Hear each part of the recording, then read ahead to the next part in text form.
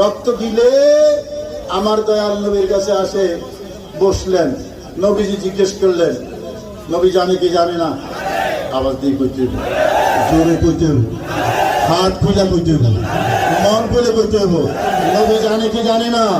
আরে ভাই বেকি খবরে দেনে ওয়ালা আল্লাহ কা ও হাবিব নবীজি আল্লাহ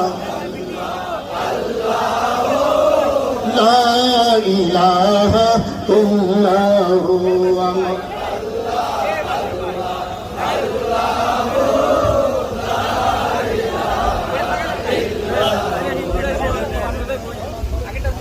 নবী জিজ্ঞেস করে, আব্দুল্লাহ আমার রক্ত কোথায় রাখছো? কয় হুজুর এমন জায়গায় লুকাইছি কেউ দেখবো না। সুবহানাল্লাহ কইতেন না? এমন জায়গায় লুকাইছি কেউ। নবী তো বুঝা লাইছে, হাসতেছে, কইলা আল্লাহ কা শারেফটা, কয় মনে হয় তুমি গিলা লাইছো।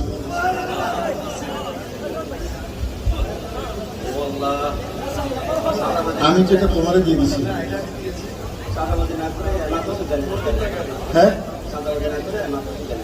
নাত রসুল গাইবে, গিয়াসউদ্দিন সাহেব আজকে নাত রসুল গাইবে। আমার ভাইয়েরা, আমি জানতে চাই নবীকে সম্মান করা দরকার আছে না নাই? এটা কি নফল না ওয়াজিব না ফরজ? আওয়াজ দেন। আব্দুল্লাহ ইবনে মাসউদ নবীর নাম মুবারক উচ্চারণ করে দাঁড়ায় গেছে। আমরা ঈদে ইয়া নবী সাল্লাল্লাহু আলাইহি সম্পর্কে নবীকে স্মরণ করে দাঁড়াইলে কোনো অসুবিধা আছে? এটা নবীজির হাদিসে আছে না নাই? সাহাবীদের জীবনে আছে না নাই? ঈদে মিলাদুন নবী আছে, শুধু আমাদের কিতাবে নয়, তাদের কিতাবও আছে, সবার কিতাবে ঈদে মিলাদুন নবীর কথা আছে। আমার প্যারা নবী পৃথিবীতে শুভাগমনের যে আনন্দ সবাই করেছে, সবাই করেছে, সবাই করেছে, ইবলিস শয়তান ছাড়া। সবার কিতাবে আছে। আমি আজকে সেই দিকে গেলাম না, শুধু একটা হাদিস শুনে দিলাম।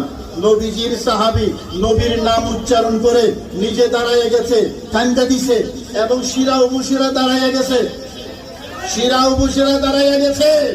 আব্দুল্লাহ ইবনে মাসউদে বুঝা গেল সুন্নিরা যে মিলাদ শরীফ পড়ে, সুন্নিরা যে দাঁড়ায় নবীকে সালাম দেয়, এটা নবীর সাহাবীর সুন্নাত। কথা বলেন ঠিক কিনা? আল্লাহ আমাদের সবাইকে বুঝার এবং আমল করার তৌফিক নসিব করুন।